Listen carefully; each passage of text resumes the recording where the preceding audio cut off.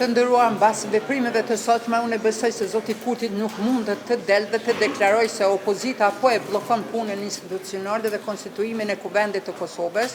Ne sot ishim prezent, e pa që kërkua një konsultim dhe kërkoshe me ble kohë që deputetet edhe njëherë formohet komisioni ad hoc për verifikimin e mandateve, gjë që s'ka pas nevojë dhe ne konstatuam se s'ka nevojë sepse një raport i tillë ka arë në seancën plenare dhe me shumicë votash është miratuar edhe pse ka pas vota kundër edhe ka pas abstenime. Ne kemi prit që seanca të vazhdoj, ashtu edhe i them në konsultime që duhet vazhdoj në pikën që ka ngel, që ka qenë votimi i raportit, sepse në fakt aty ka ngel seanca konstituive e para 48 orëve dhe ne pritëm që të ketë votim, ndërsa krejt rasisht konstatoj sa deputet janë prezent, që nëse ti ki dëshiru me mbyllë seancën, çka ka rëndësi sa deputet janë prezent në sallën plenare, dhe pas konstatimit të numrit të deputeteve tregoj që me qenë se s'ka pas konsensus, ne do e mbyllim seancën edhe seanca tjetër do të jetë pas 48 orëve.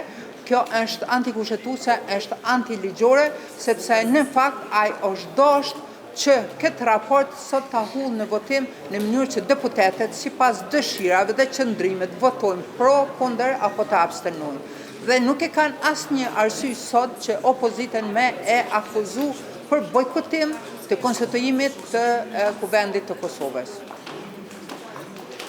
Faleminderit.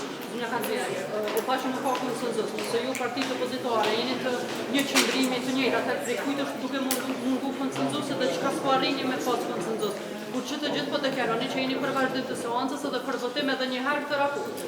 E thamë edhe më parë, zoti Kurti po dëshiron me ble kohë për shkak se nuk i ka votat për zgjedhjen e kryeparlamentarit, nuk i ka votat për formimin e qeverisë, nuk e ka shumicën e thjeshtë. Dhe për këtë arsye po mundohet jashtëligjshëm, antikushtetues, antiligjor ta bëjë zbarritjen e konstituimit të seancës, sepse betimi i deputetëve në nënshkrimin e deklaratit së betimit të deputetëve është një akt formal, ndërsa ne ishim në sallë sot, ne do kishim votuar, nuk është më rëndësi se cili do të kishte qenë vota jonë pro, kundër apo abstenim, sepse në këto raste me shumicë të thjeshtë prej numrit prezent, për shembull nëse sot ashtu siç deklaroi kanë qenë prezent 100 deputet, me 51 vota kish kalu raporti i konstituimit të Kuvendit, ndërsa këta qëllimshëm e bojkotun, e sabotun dhe e mbyllën seancën. A kështë qëndruje në sallë nëse ishte hedhur në votim ky raport? Na ishim në sallë, në fakt ne ishim në sallë,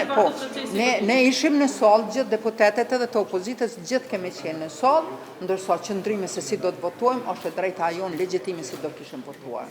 Faleminderit. S'ka arsye sot, ka pas marrë arsye me punë opozitën?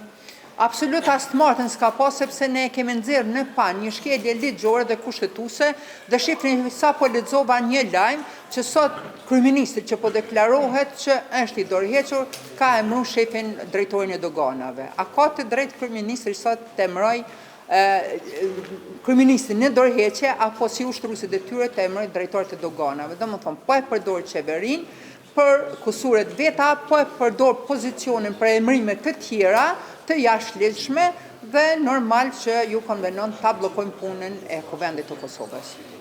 Faleminderit.